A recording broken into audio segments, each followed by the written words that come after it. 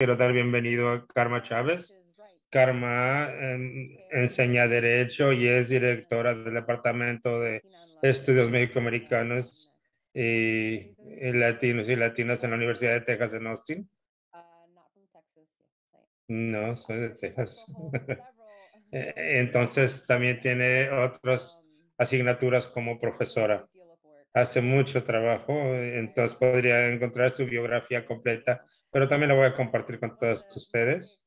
Entonces, una de las cosas más emocionantes es que recientemente escribió un libro increíble que se llama Las fronteras de AIDS, raza, cuarentena y existencia de la prensa de la Universidad de Washington. Se la pasó a Karma, así que muchísimas gracias, Karma, y estamos gustosos de escuchar tu presentación. Muchísimas gracias. Estoy muy emocionada de estar aquí. Ha sido maravilloso escuchar las conversaciones hasta ahora.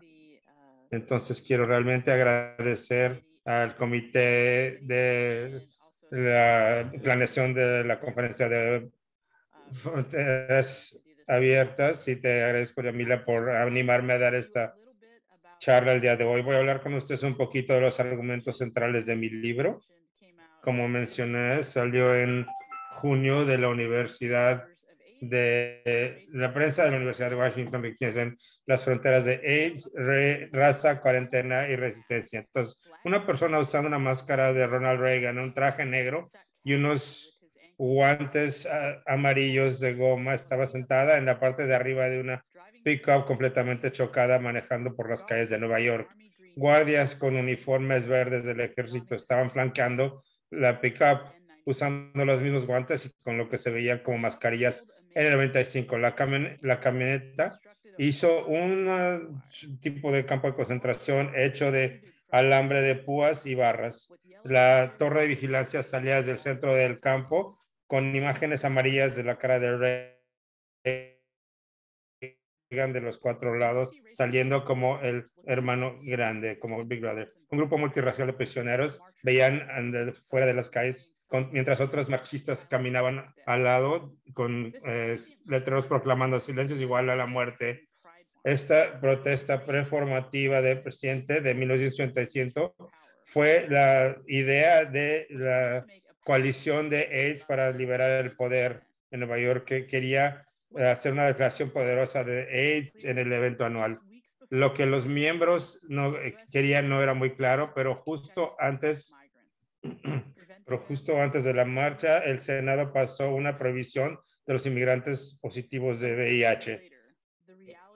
4 años después, la realidad que se previó vendría a la existencia cuando los Estados Unidos construyó un campo de cuarentena para todos los haitianos interceptados positivos de VIH que huyeron la violencia política después de tirar a su presidente Jean-Bertrand Aristide, aunque ACTA no podía saber qué eran, que estaban prediciendo un futuro para algunas personas positivas de VIH. La flota aminosa hizo una declaración de la severidad de la situación de la gente viviendo con el SIDA, no solo por las infecciones oportunísticas, de que podrían ser mortales, pero las maneras porque el gobierno de Estados Unidos usó la enfermedad como una oportunidad de alejar todavía a la gente ya enferma, como los ya malignificados como haitianos y homosexuales.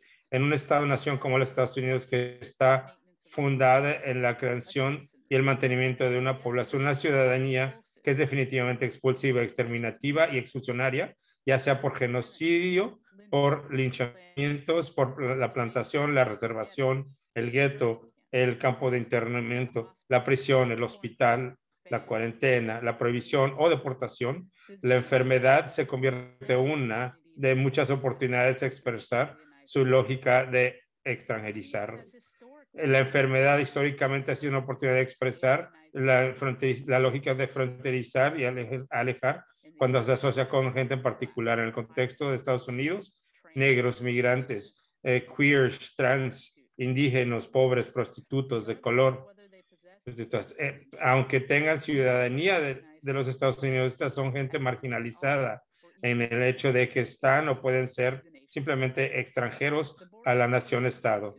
Las fronteras del SIDA son de dos expresiones de lógica extranjerizada: cuarentena y prohibición, como se manifiesta en los primeros días de la pandemia de SIDA en los Estados Unidos, del 81 al 93.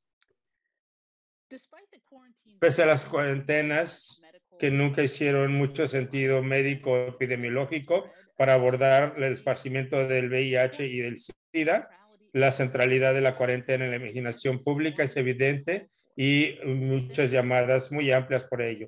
Miedos extensivos a la proliferación en el discurso de SIDA desde su incepción, básicamente.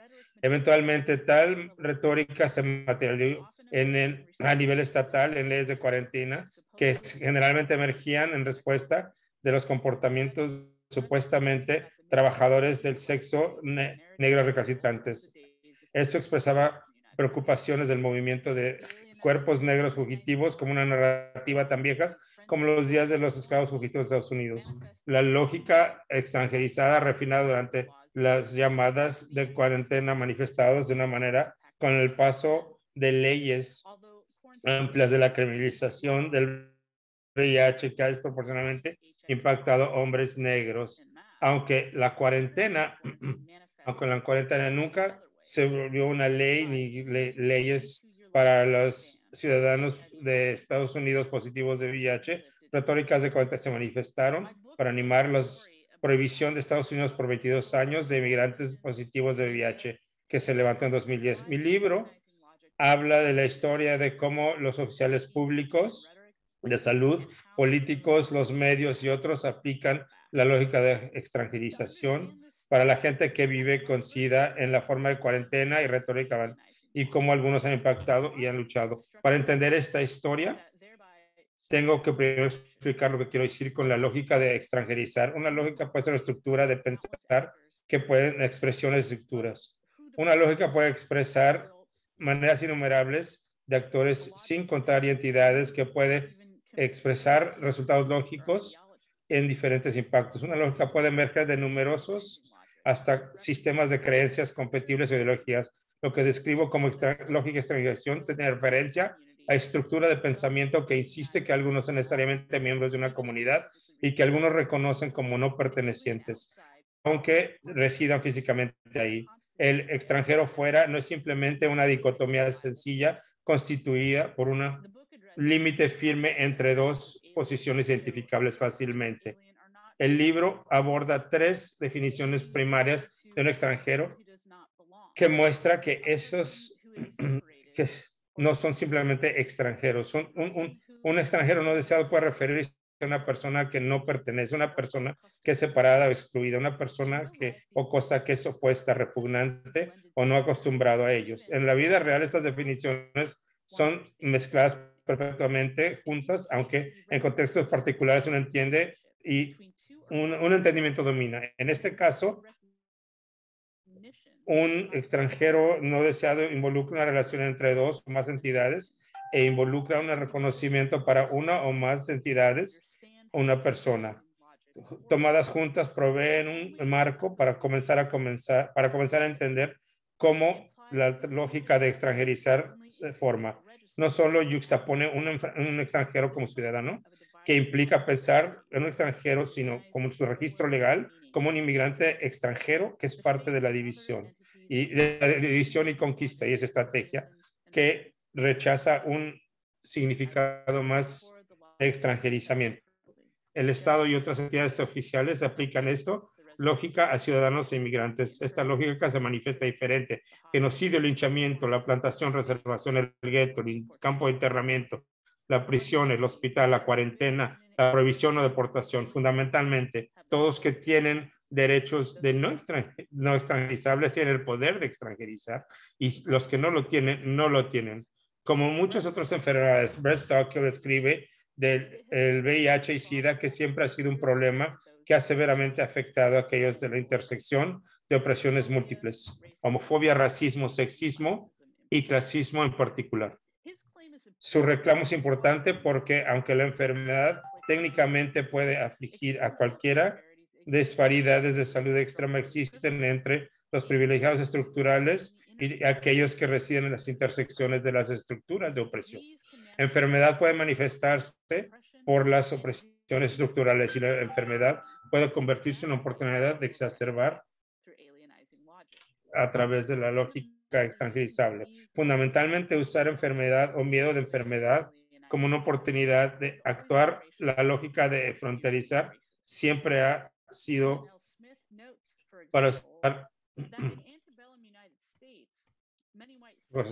Susan L. Smith nota, por ejemplo, que el antebellum, en Estados Unidos antebellum, muchos de los sureños blancos creían que si la gente negra se enfermaba era porque algo tenía una constitución más débil inherentemente, y al mismo tiempo que algunos médicos mantenían que los afroamericanos eran más resistentes que los blancos a ciertas enfermedades como la fiebre amarilla o la malaria.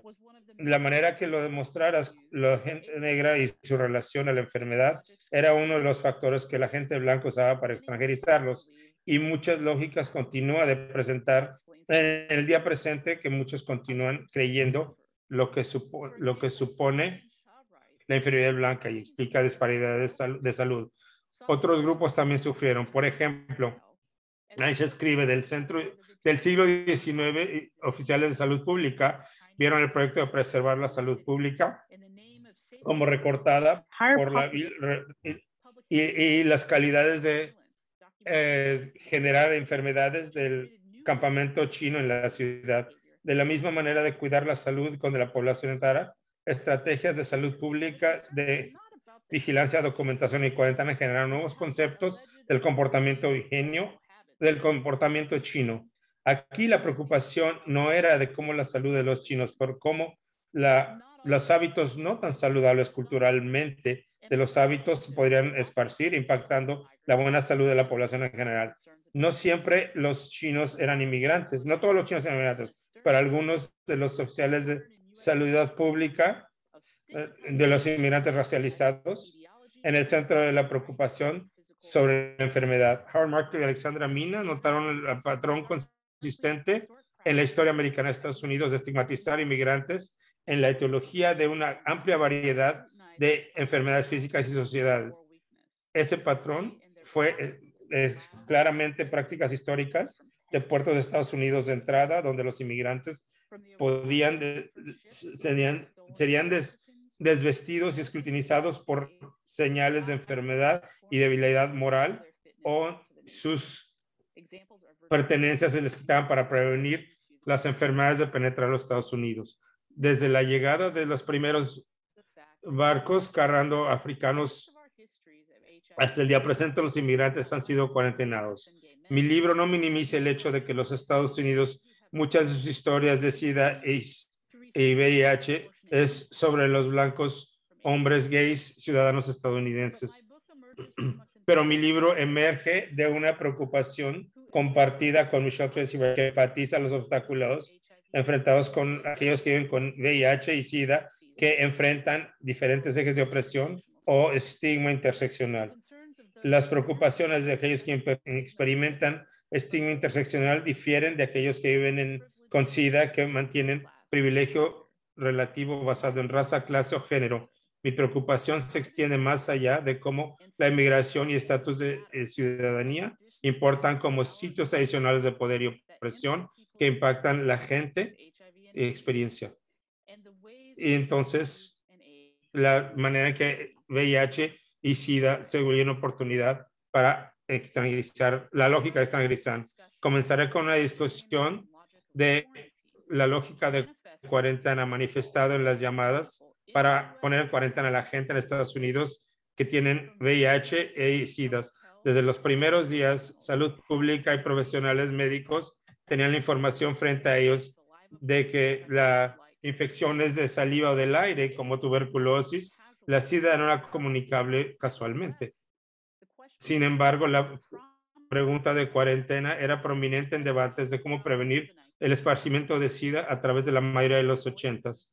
La más grande de las voces vino de la derecha al extremo, de algunas personas como Jerry Falwell, de la mayoría moral, los republicanos de Orange County, congresista republicano William Dannemeyer.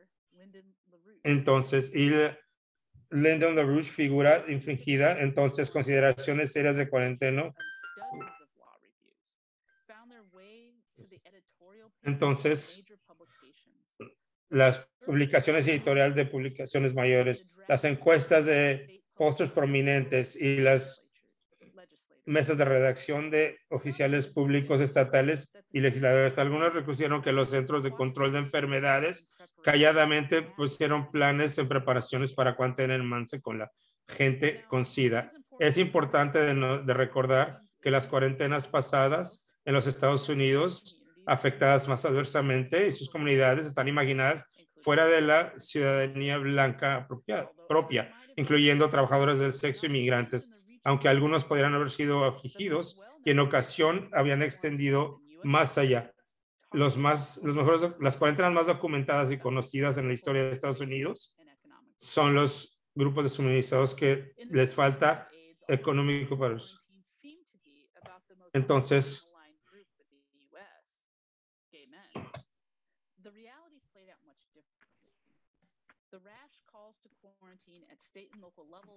las urgentes llamadas a la cuarentena a nivel estatal y local que se manifestaron a partir del furor retórico.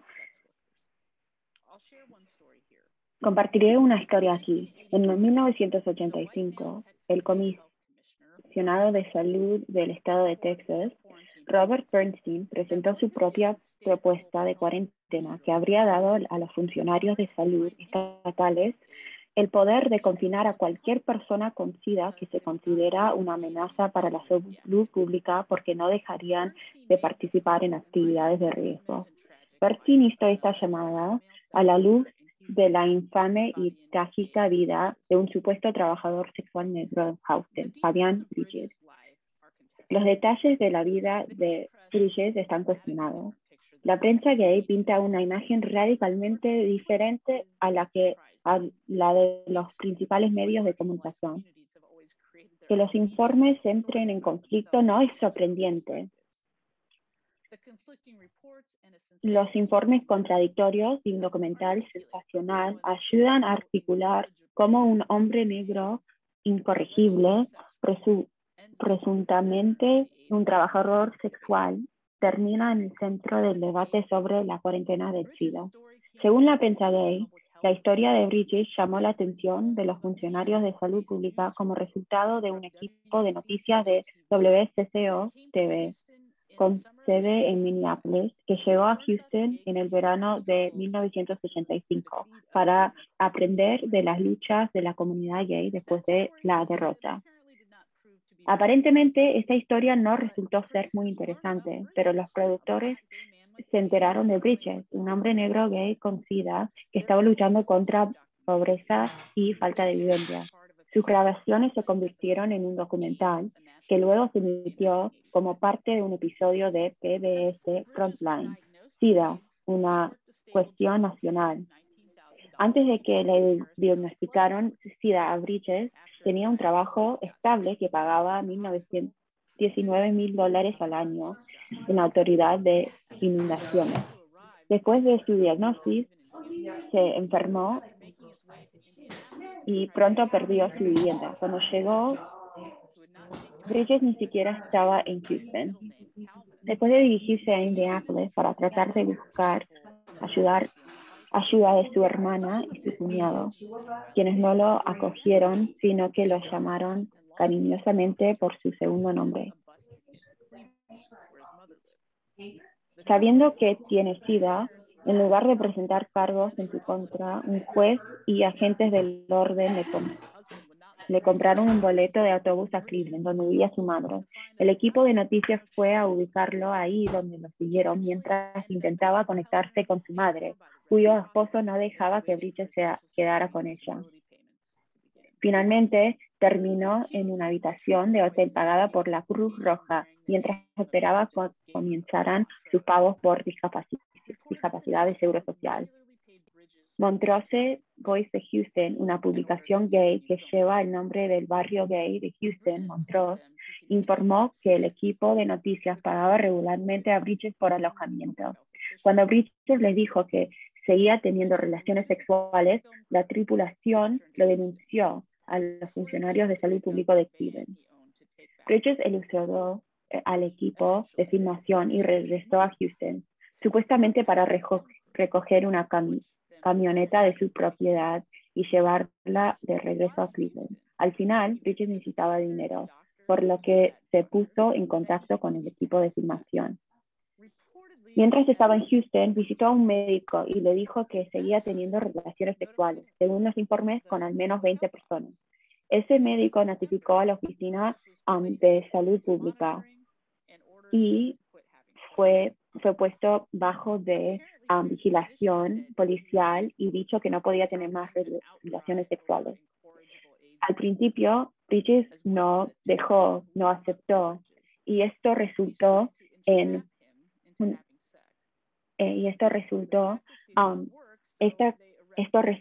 que Bridges durante 2 años, la policía trató de atraparlo para que no tuviera relaciones sexuales. La táctica no funcionó, por lo que lo arrestaron por urinación público. Una violación real de su orden habría sido un delito grave de 3er grado, punible con 10 años de prisión y $5,000. El 5 de octubre, 2 médicos que habían tratado a Bridges en diferentes hospitales, uno de ellos cuales había instado a que se le diera una advertencia de cuarentena, emitaron un comunicado defendiendo sus acciones con Bridges y asegurando que sus acciones no eran anti-homosexuales. El que solicitó la advertencia de cuarentena, un médico varón blanco, declaró: solicité que esta advertencia de cuarentena se le entregara al señor Bridges porque estaba solo, confundido y asustado, y obviamente necesitaba ayuda. En repetidas ocasiones se había negado a los intentos de los planificadores de la alta, trabajadores sociales, para entrar a una pensión o para comunicarnos con una fundación de SIDA. Prefería ser una persona de la calle. El texto completo de esta declaración no está disponible, entonces es imposible contextualizar el resto de su conversación. Pero, emitido solo pocos días después de esta persecución policial contra Bridges y la orden del director de salud de la ciudad de que Bridges dejara de tener relaciones sexuales, Au también sugirió que su llamada a la cuarentena sugirió de su lástima y preocupación humanitaria. Debido a que Bridges estaba solo y necesitaba ayuda, el doctor pidió y dijo que él necesitaba aislamiento. El asombro juxtapuso su cuidado pastoral racional con el deseo irracional de Bridges. A lo largo, Bridges terminó en la revista The Times y repetidamente en los medios locales de Houston. En todas estas representaciones, pocos cuestan si Bridges estaba bien. En vez de eso, ellos insistían que claramente él no estaba bien y tenía que estar confinado a una institución de salud médico. Diego López, el director del Gay Men's Health Crisis, y la única persona de color o persona que vivía con SIDA en el panel de Frontline, fue el único que expresó su preocupación por Bridges, señalando que la representación de Bridges era racista, homofóbica y que Bridges fue víctima de todos los sistemas que le fallaron. Como señaló Judy Woodruff, la comunidad gay comenzó a proteger a Bridges contra toda la prensa convencional. Siguiendo el consejo de personas de la comunidad gay, incluyendo el conocido activista gay blanco, Ray Hill, y la organización KS de SIDA, Bridges fue voluntariamente a un hospital en octubre y después vivió con algunos amigos durante un corto tiempo antes de morir en un hospital el 17 de noviembre de 1985. Y fue enterrado en una tumba para pobres porque su familia no tenía dinero para un funeral. Los oficiales de salud pública crearon histeria sobre la necesidad de poner a Bridges en cuarentena. Nos dice mucho sobre la sociedad. Amigos y simpatizantes informaron que él pesaba 6'2" y pesaba 126 libras. Como uno dijo, siento que no podría haberlo regalado, mucho menos vendido. El director de Asuntos Públicos en WCCO, quienes siguieron a Bridges durante el documental, admitió que ellos no sabían si Bridges estaba mintiendo sobre su actividad sexual solo para obtener comida y refugio de los reporteros. También negaron que Bridges fuera una prostituta. Por parte de Bridges, parecía tener poco sentido de que su historia fuera tomada de la manera explotadora que la fue. Al final del documental, los quienes hicieron el documental mostraron un film de Bridges que estaba sentado en una habitación en su hotel en Cleveland, vestiéndose en una camiseta negra. No sabemos qué le han preguntado, pero él dice, deja que me pongan en la historia diciendo que yo era alguien que era respetado, alguien que era apreciado, alguien con la cual gente se pueda relacionar. Hay mucha gente que simplemente se va, ni siquiera están en el mapa, simplemente se van. Puede parecer extraño que haya pasado todo este tiempo en una conferencia sobre fronteras abiertas, contándoles la historia sobre un hombre gay negro que era ciudadano de Estados Unidos y potencialmente una prostituta.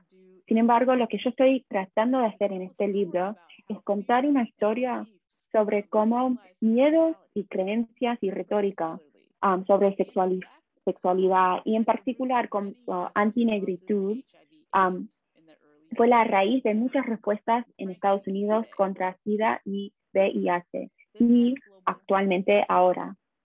Esto tiene implicaciones globales, por ejemplo, como sugiere Jennifer Bryan. Y quienes hacen los legisladores raramente hablan directamente de la raza, las imágenes de personas de color son fuentes de contagio que impregnan el lenguaje público que se habla en Washington. Particularmente, las imágenes de inmigrantes africanos y haitianos se infundieron en todos los aspectos del discurso sobre SIDA en Estados Unidos. Gente negra sufre las consecuencias más violentas de estos tipos de políticas, pero un grupo que raramente está mencionada en las historias de VIH y SIDA, los migrantes, también sufrieron terribles consecuencias. En otoño de 1985, los pedidos de cuarentena y la preocupación del público por el SIDA alcanzaron un punto álgido. En ese momento, el secretario interno de Salud, James Mason, propuso una regla inicial para el registro federal que cambiaría la definición de la enfermedad peligrosa y contagiosa, agregando SIDA en las leyes de inmigración. Por lo tanto, la focalización y el aislamiento de personas que viven con SIDA, que fuera de cárceles, nunca prospera por completo en relación con las comunidades de ciudadanos de Estados Unidos, se configura como una sólida política de inmigración. Mucha gente no sabe que la primera vez que el Senado entero de Estados Unidos debatieron esta política fue en relación a la prohibición a inmigrantes positivos de SIDA. Abandono y cuarentena no son prácticas iguales. People from coming to the United States or regulating their status if they were already here can have similar effects. Y esto puede tener un efecto similar como una cuarentena. Aislamiento, exclusión y estigmatización. Pero en 1988, los Estados Unidos tenían más casos reportados de SIDA que el resto del mundo completo. En total, el 60% de los casos conocidos. Cruzando los dedos apuntaban de los Estados Unidos a África y Haití como los culpables. Por seguro, los casos en algunos países estaban reportados bajo niveles, pero por los números disponibles, fuera que el VIH originó en los Estados Unidos, este país era un país de crecimiento para su esparcimiento. La mayoría del mundo veía a Estados Unidos como el exportador primario de VIH-Sida. Sin embargo, los miembros claves de la administración de Reagan y el Congreso de Estados Unidos apoyó y abogó pasar leyes que excluían a aquellos con VIH-Sida de inmigrar a este país. Y esto llegó cuando muchos de las mismas personas como el senador Jesse Helms o el congresista William Dannemeyer que habían pedido por mucho tiempo la cuarentena de ciudadanos estadounidenses viviendo con VIH y SIDA en Estados Unidos, volvieron su atención a la política de inmigración. En 1987, el senador Helms propuso una enmienda a una ley de apropiaciones suplemental para añadir VIH y SIDA a la lista de enfermedades peligrosas y contagiosas para el propósito de ley de inmigración. Y cuento la historia completa en mi libro, pero es suficiente decir que después de mucho debate, el Senado aprobó unánimemente esto y Reagan lo firmó a la ley. Aunque ambos presidentes, Bush y Clinton, estuvieron de acuerdo de quitar la provisión porque virtualmente nadie creía que tenía sentido desde una perspectiva de salud pública, la ley fue codificada por el Senado en 1993, mientras cientos de supuestos inmigrantes haitianos positivos con VIH que huyeron de persecución política después del derrocamiento de Aristide fueron agarrados en campos de concentración en la bahía de Guantánamo, en Cuba, por una ley discriminatoria que prevenía que llegaran a los casos de asilo en la tierra de Estados Unidos. Como uno de los prisioneros, Emma Verde, de 28 años, dijo una cosa que noté desde que el principio de la historia es que la gente blanca han tratado de crear otro planeta donde nos pueden poner para separarnos. Y creo que están tratando de crear este planeta y están comenzando con los haitianos. La historia de los que llamada supuesta conexión haitiana a VIH y SIDA es una larga parte de la cual detallo en el libro, pero también ejemplifica completamente la antinegrura inherente en la manera de los Estados Unidos ha usado el SIDA por una oportunidad de actuar lógica externalizable. En el 1982, los Centros de Control de Enfermedades de Estados Unidos primero designaron a aquellos de alto riesgo de contratar SIDA. Se llamaban coloquialmente el Club de 4H, hombres homosexuales, haitianos, hemofílicos y usuarios de heroína. La designación separada de los haitianos se veía controversial altamente porque eran el único grupo nacional marcado al riesgo originalmente. Y Haití ya estaba magnificado por la esfera pública de Estados Unidos como el origen supuesto del SIDA. Un reclamo disputado de los expertos como Bob Farmer.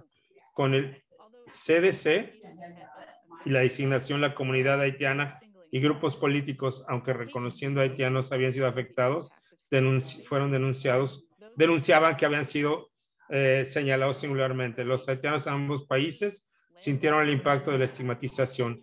Aquellos en Estados Unidos vieron discriminación rampante por sus empleos, sus dueños de casas y los medios en el público general. En Haití, una vez la industria que estaba floreciendo se decimó para 1983. La detención de haitianos positivos de VIH en Guantánamo es una de las más repugnantes e implicaciones horríficas de la prohibición de VIH. Y cuando el resultado lógico de Estados Unidos se aproxima a SIDA. Los haitianos detenidos junto con los grupos haitianos de SIDA y los grupos activistas en Estados Unidos lucharon por la detención.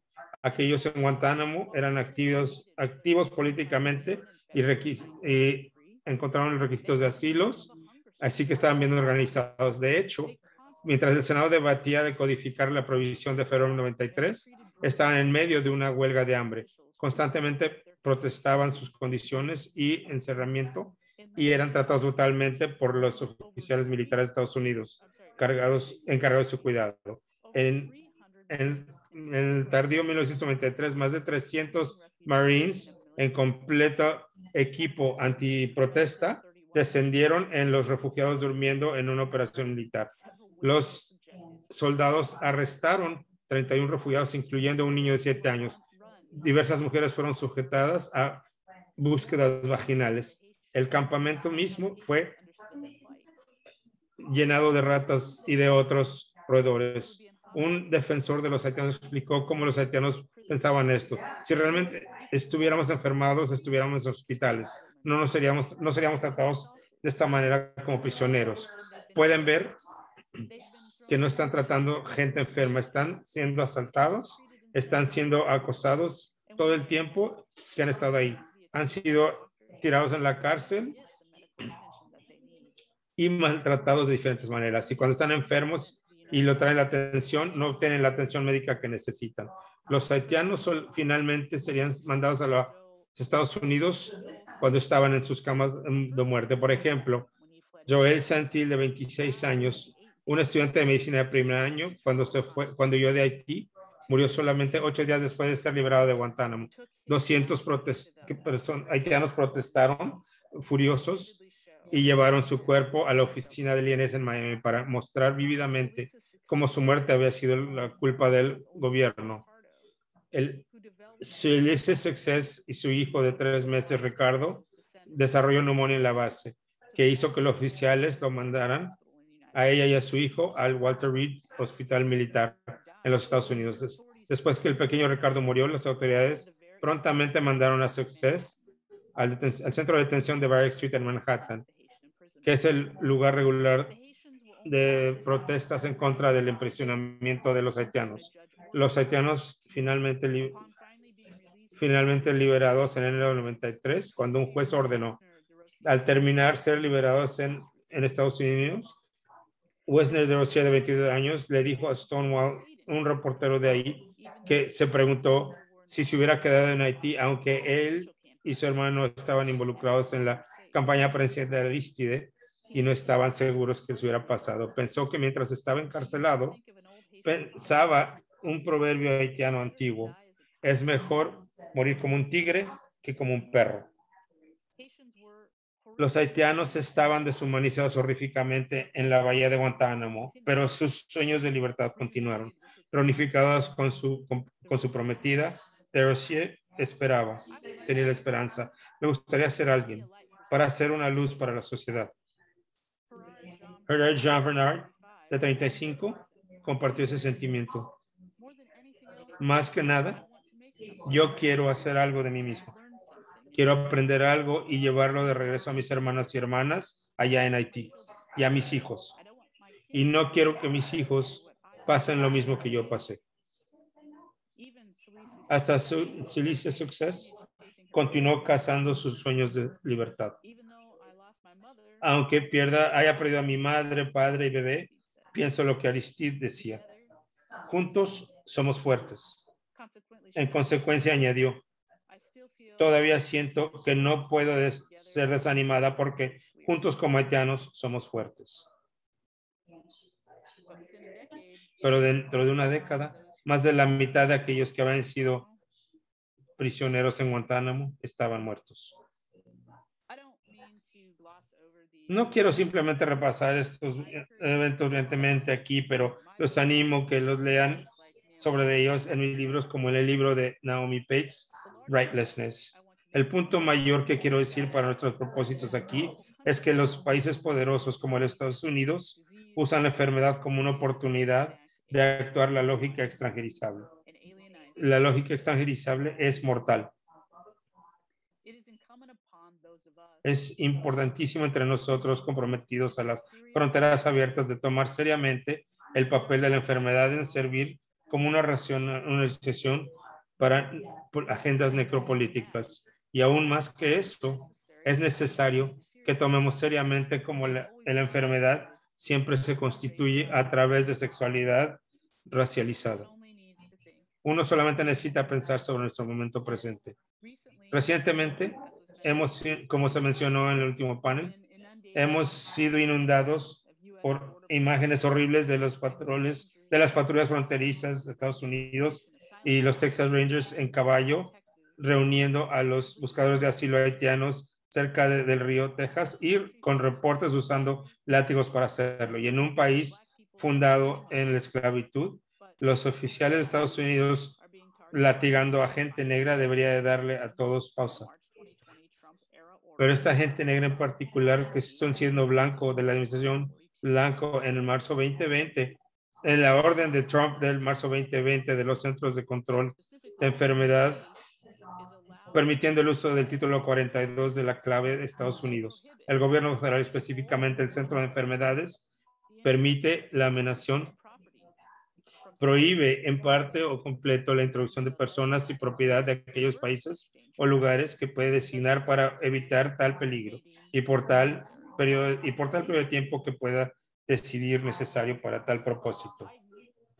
Trump y ahora Biden han decidido aplicar esto a cualquiera que llegue de México o de Canadá, porque esas personas llegarían a los puntos de entrada de una manera que entrarían a una manera de congregado. Trump y ahora Biden razonan que esos lugares ponen a los inmigrantes en una situación en que el esparcimiento de COVID-19 sería inminente. Inclusive los oficiales de salud pública han dicho repetidamente que usando principios de salud pública como mascarillas, distanciamiento social o procesar a la gente fuera en espacios con buena ventilación ayudaría a mejor sentido de salud pública que deportar a la gente. Muchos con un miedo creíble de persecución política futura. Sin embargo, en una entrevista reciente, el secretario del Departamento de Seguridad Interna, Alejandro Mayorkas, continuó defendiendo la administración de Biden, diciendo, es actualmente la intención de nuestro gobierno de continuar nuestra autoridad del título 42 por el imperativo de salud pública determinado por los Centros de Control de Enfermedades. Aunque esta crisis inducida por el gobierno de Estados Unidos puede ser increíble para muchos, el título 42 que está siendo desproporcionalmente en contra de los haitianos es la misma provisión exacta que llegó al impresionamiento de los haitianos que yo hablé anteriormente. Cualquier esperanza de aberturas de fronteras tiene que ser directamente ingerente de la antinegrura y de la lógica de la nación en los Estados Unidos y globalmente. Gracias.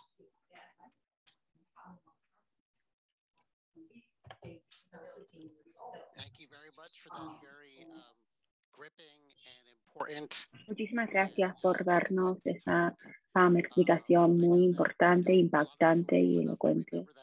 Yo sé que quienes tenemos la edad para acordar de esa era, nos podemos recordar lo que usted habló, pero por ahí los jóvenes quienes están acá no se acuerdan o no saben eso, entonces me parece muy importante que nos explicas esto.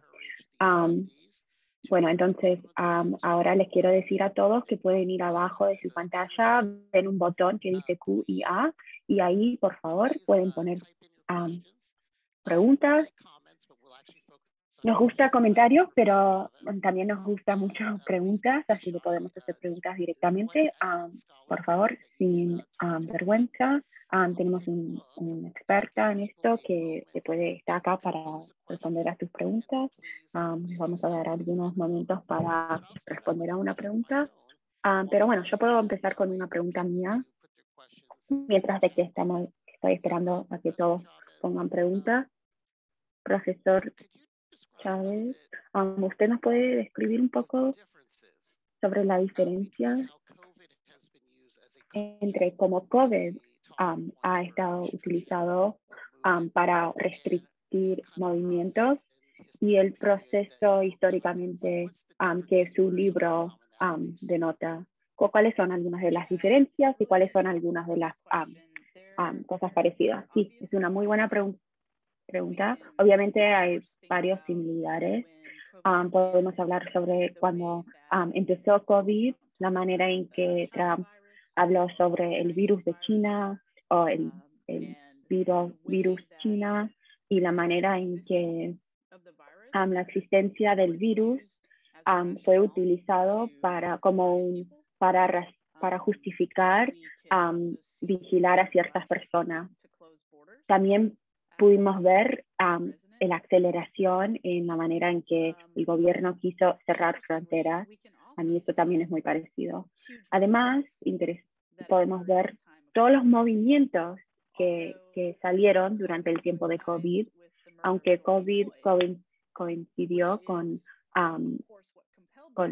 el hecho de que George Floyd fue matado por el Estado, pero COVID también formó parte del movimiento, no solo ese incidente. Y bueno, en años históricos, gente que se dedica a estudiar la historia va a tener que investigar qué rol tuvo COVID en los movimientos que tuvimos, especialmente en el año pasado. Hay diferencias entre COVID y de lo que habla en mi libro. Primero es que COVID sí es algo muy contagioso.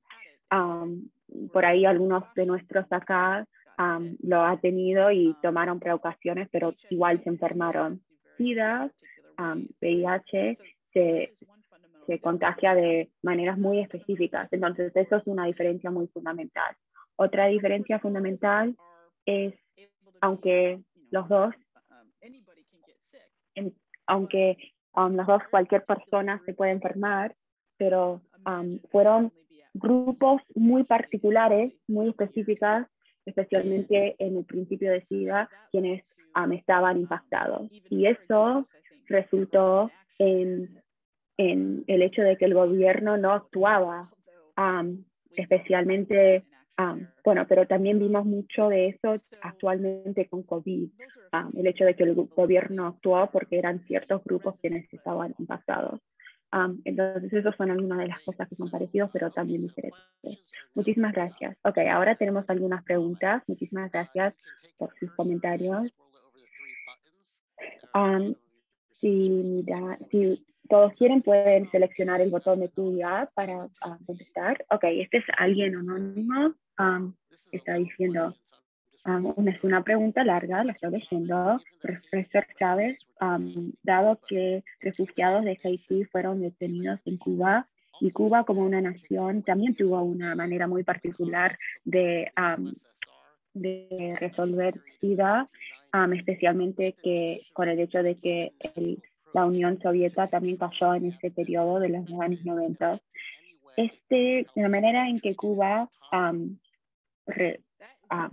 miró esta pregunta, si es que tuvo un impacto en la manera en que gente fue tratado en Guantánamo Bay. Sí, el gobierno cubano realmente pensó que cuarentena era muy importante en parar el contagio de VIH. Me parece que, según lo que yo miré, esto no tuvo ninguna conexión en la manera en que Estados Unidos estaba tratando a gente que estaba en Guantánamo, aunque es una zona que está en Bahía de Guantánamo, es una zona que está en Cuba, pero está controlado por Estados Unidos. No me parece que hay una correlación ahí, o mínimo que yo no encontré una correlación. Otra pregunta también anónima. Usted habló sobre la intersección entre racismo y salud pública. ¿Usted nos puede decir un poco sobre el rol de capacidad, también pensando de el link en la intersección con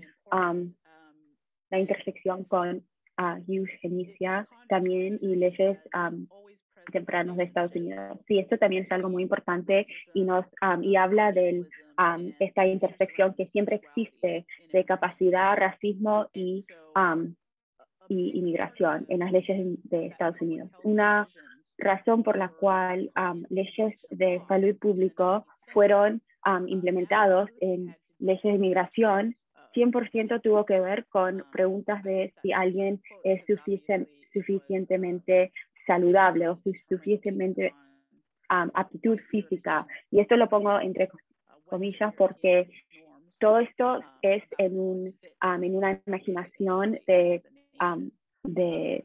mirando así al imagen blanco y quién tiene la capacidad o aptitud física. Y esto fue utilizado como razones por la cual no dejar a gente entrar a Estados Unidos, especialmente utilizando ciertas enfermedades o capacidades que eran cosas que Estados Unidos no quería que entre a Estados Unidos. Fue maneras de excluir a ciertas personas, específicamente la prohibición contra gente LGBTQ fue utilizado o fue con una retórica de que ellos tenían distintas capacidades y eso realmente fue anti-homosexual y racista. Y entonces es muy difícil separar estas cosas. Y por supuesto, parte de la manera, si miras, por ejemplo, el capítulo mi libro, donde pongo un poco de la historia de cuarentena, una de las cosas que puede ver es la manera en que el gobierno trató a gente viviendo con SIDA en los años 80. Tiene mucho de esta retórica de eugenesia también. Entonces es una muy buena pregunta. Ok, para recordarle a la gente que solo tenemos 8 o 9 minutos, y esto es una muy buena oportunidad para hablar con profesora Chávez directamente. Bueno, entonces le voy a preguntar a profesor Chávez si es que hubo algún retroceder o algún empuje contra de gente de Haití. Sí, hubo. Entonces, cuando haitianos originariamente fueron designados como un grupo de alto riesgo, hubo varias manifestaciones, quienes migrantes haitianos y además haitianos en Estados Unidos, especialmente en Miami, formaron parte. Uno de ellos dicen que por ahí 50,000, algunos dicen 100,000 personas estaban ahí y manifestaron también en Brooklyn y pudieron cerrar el puente de Brooklyn defendiendo sus derechos. También hubo mucha resistencia, en particular de médicos y profesionales médicos en Haití, que ellos no tenían los recursos para poder dirigir este problema, pero estaban muy enojados con toda esta retórica que estaba contra Haití. Entonces estos profesionales médicos también resistieron mucho. Entonces sí, haitianos resistieron mucho, pero bueno, fue complicado porque SIDA estaba asociado con homosexualidad y había mucha homofobia en la comunidad haitiana.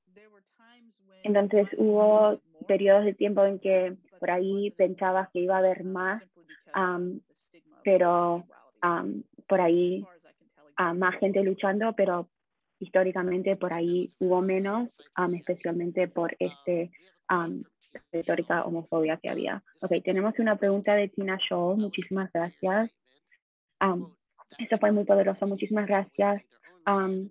Usted dijo, esto es porque comunidades siempre han hecho que sus medios cuenten sus propias historias de sus propios perspectivas. ¿Usted nos puede contar un poco más sobre esto y sobre el rol y el impacto de SIDA y VIH en la comunidad y en proyectos de memoria?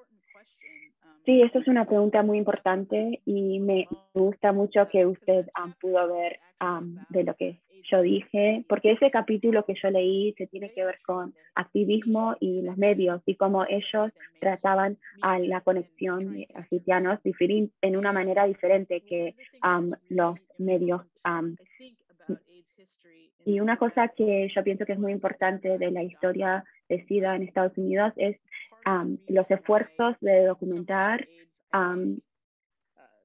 Parte de la razón por la cual entendemos que SIDA tuvo mucho que ver con comunidades gays, porque activistas gays documentaron casi todo.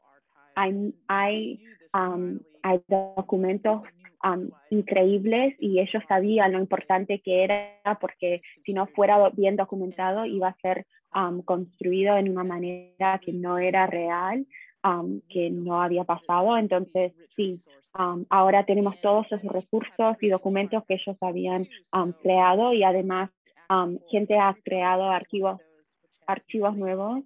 Hay un proyecto que tiene como 200 entrevistas con activistas de ACT UP, esa organización que habla del libro, y esto también formó parte de un nuevo libro que se llama Record Show, que los documentos demuestran, y nos muestra cómo el activismo funciona hoy y cómo funcionó en el pasado.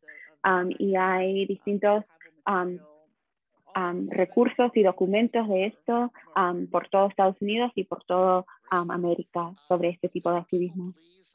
Muchísimas gracias. Bueno, entonces si todos pueden agregar preguntas en el chat. Puede ser que Adriana quería agregar un comentario aquí. Ok, vamos a esperar un momentito a ver si, porque tenemos 3, 4 minutitos más, a ver si hay alguien que quiere hacer una pregunta. Ok, usted mencionó literatura muy interesante sobre otros libros que también hablan sobre estos temas. Por ahí usted nos puede decir un poco más sobre esto, qué podemos usar para aprender un poco más. Sí, el libro que yo mencioné es Naomi Page, que se llama Rightlessness, y en ese libro ella tiene un capítulo que se trata solamente de la encarcelación de haitianos, y es un recurso que realmente utiliza la situación para hablar sobre el estado de no tener derechos y cómo es no tener derechos. Y esto es lo que fue para ellos. Y esto es una historia que muy claramente demuestra lo que la situación. Hay otros libros, Neil Ahuja, Ahuja, no sé si lo estoy pronunciando bien, pero su libro también lo habla sobre estos temas y me parece que es muy bueno. Me parece que en estos días hay aún más gente está escribiendo sobre esto y me parece increíble. Y bueno, sí, entonces yo estaría contenta en mandar más recursos, más libros, si alguien me quiere mandar un mail. Sí, una cosa que me encanta de tecnología moderna es que cuando nosotros ponemos estos videos en YouTube para que el público lo vea, nosotros podemos agregar un comentario y podemos listar todos los libros que usted mencionó. Entonces, ahora que tenemos algunos momentos, profesora Chávez, por ahí usted nos puede dar algo en resumen para concluir la charla que se dio. Sí, entonces yo diría que yo yo tomé algunos riesgos en este libro, intentando hacer comparaciones que por ahí no son tan obvios para que nosotros podamos llegar a nuestros objetivos, en particular nuestro objetivo de abolición. Entonces, bueno, les quiero decir a todos si quieren, si pueden, que intenten a encontrar estos conexiones que por ahí no son tan obvios, así podemos llegar a donde queremos llegar. Muchísimas gracias por tomar el tiempo en su, que sé que usted tiene muchas cosas y que no tiene mucho tiempo libre, entonces lo agradecemos mucho. Yo aprendí mucho y yo estoy segura que todos acá también aprendieron mucho y gracias a todos quienes permitieron preguntas. Entonces, bueno, aplauso para profesora Chávez. Y bueno, ahora tenemos un recreo de 15 minutitos, unos 5, 15, y después vamos a tener nuestro panel final que se llama Activismos contra Fronteras, Académicos contra Fronteras. Bueno, entonces te vemos en algunos minutitos.